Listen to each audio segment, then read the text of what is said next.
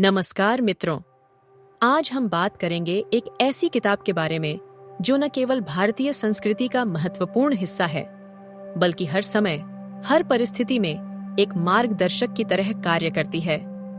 हम बात कर रहे हैं भगवद गीता की, जो न केवल युद्ध भूमि पर अर्जुन और भगवान श्री कृष्ण के बीच की वार्ता है, बल्कि यह जीवन, मृत्यु, कर्म और आत्मा के गहरे रहस्यों को समझाने वाली एक अमूल्य धरोहर है। क्या आपने कभी सोचा है कि गीता के भीतर छिपे गुप्त उपदेश क्या हैं? क्या आप जानना चाहते हैं कि कैसे ये उपदेश आपके जीवन को बदल सकते हैं?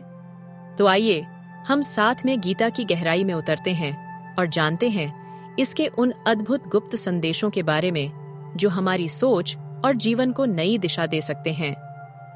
भगवद गीता के पहले और सबसे महत्वपूर्ण उपदेशों में से एक है आत्मा के बारे में समझ। गीता हमें सिखाती है कि हम शरीर नहीं बल्कि आत्मा हैं। आत्मा न तो जन्म लेती है और न ही मरती है। कृष्ण अर्जुन से कहते हैं, न हन्यते हन्माने शरीरे। आत्मा कभी नष्ट नहीं होती, वह हमेशा बनी रहती है। जब तक हम अपने शरीर और मन से जुड़कर स्वयं को पहचानते हैं, हम भटकते रहते हैं।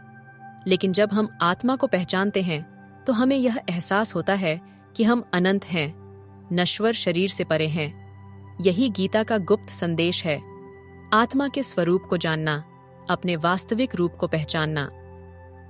अब बात करते हैं कर्म की। गीता में श्री कृष्ण कहते हैं, कर्मण्येवाधिकारस्ते मा फलेषु कदाचन। तुम्हारा अधिकार केवल कर्म करने में है, फल में नहीं। अर्जुन जब युद्ध करने से हिचकिचाते हैं, तब कृष्ण उन्हें समझाते हैं कि कर्म करना उनका धर्म है और उसे बिना किसी परिणाम की चिंता के करना चाहिए। यही कर्म योग का गुप्त संदेश है। जब हम अपने काम को बिना किसी स्वार्थ या अपेक्षा के करते हैं, तो हम मानसिक शांति और संतोष प्राप्त करते हैं। अब हम बात करते हैं 3 गुणों की।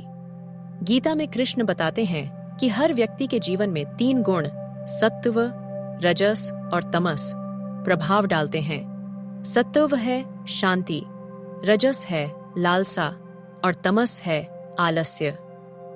यदि हम सत्व को बढ़ाते हैं तो हम ज्ञान और शांति की ओर अग्रसर होते हैं। रजस हमें कार्यशील बनाता है, लेकिन हमें संसार के बंधनों में बांधता है। तमस हमें आलसी और अंधकार में डालता है। गीता का गुप्त संदेश यह है कि इन गुणों को पहचानकर हमें सत्व की ओर बढ़ना चाहिए। भगवान श्री कृष्ण ने गीता में भक्ति योग का भी बहुत महत्व बताया। भक्ति का मतलब केवल पूजा अर्चना नहीं, बल्कि एक सच्चे प्रेम और समर्पण का भाव है। श्री कृष्ण कहते हैं, जो मुझे सच्चे दिल से प्रेम करता है, मैं उसे अपनी दिव्य शक्ति से अनुग्रहित करता हूँ। जब हम अपने कर्मों में ईश्वर के प्रति प्रेम और समर्पण रखते हैं, तो हमारी आत्मा शुद्ध होती है और हम मोक्ष की ओर अग्रसर होते हैं। गीता का गुप्त संदेश यह है कि भक्ति में न केवल आस्था, बल्कि आत्मसात प्रेम और समर्पण भी होना चाहिए। गीता के 11वें अध्याय में श्री कृष्ण अर्जुन को अपना विश्व रूप दिखाते हैं। यह दृश्य अत्यंत गहरा है, क्योंकि इसमें कृष्ण ने अर्जुन को यह बताया कि वह ब्रह्मांड के संपूर्ण रूप हैं, जिसमें सभी जीव, देवता और संपूर्ण सृष्टि समाहित है। यह दृश्य हमें यह सिखाता है कि हम इस सृष्टि के केवल एक छोटे हिस्से नहीं हैं, बल्कि हम सब भगवान के अनंत रूप का हिस्सा हैं। गीता का गुप्त संदेश यह है कि जब हम ब्रह्मांड के व्यापक दृष्टिकोण से जीवन को देखते हैं, तो हम सबका उद्देश्य एक ही है, आत्मज्ञान और ईश्वर के साथ एकता। आखिरकार, गीता हमें यह सिखाती है कि ज्ञान और विवेक से हम अपने असली स्वरूप को पहचान सकते हैं और संसार के भ्रम से मुक्त हो सकते हैं। श्री कृष्ण कहते हैं, ज्ञानी पुरुष मेरे साथ एक हो जाता है। यह ज्ञान ही मोक्ष की कुंजी है।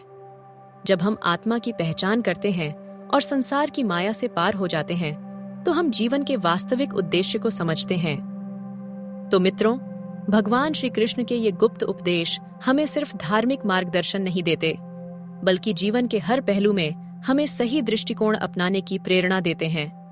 गीता हमें यह सिखाती है कि हम जो भी करें, उसे पूरी निष्ठा, प्रेम और ज्ञान के साथ करें और जीवन के गहरे अर्थ को समझें। आशा है कि आज के इस वीडियो से आपको भगवद गीता के गुप्त उपदेशों के बारे में नई जानकारी मिली होगी। यदि आपको यह वीडियो पसंद आया हो तो कृपया लाइक और सब्सक्राइब जरूर करें। साथ ही कमेंट में हमें बताएं कि आपको गीता का कौन सा उपदेश सबसे प्रभावी लगा। धन्यवाद और याद रखें, जीवन का मार्ग गीता के उपदेशों के माध्यम से बहुत सरल और स्पष्ट हो सकता है।